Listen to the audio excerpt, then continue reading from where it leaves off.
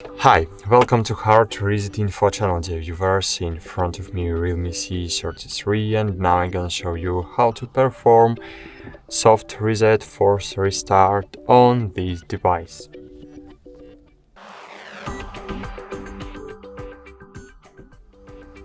Okay, to do it you just need to press together power button and volume up button together.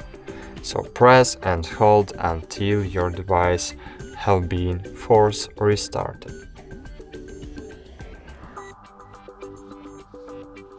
Release all keys when your screen will disable and wait until your device reboots.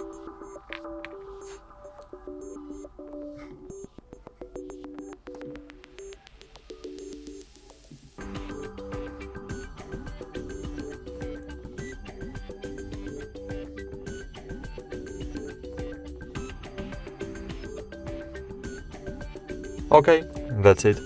Thanks for watching, like this video, subscribe to our channel, and bye! See you!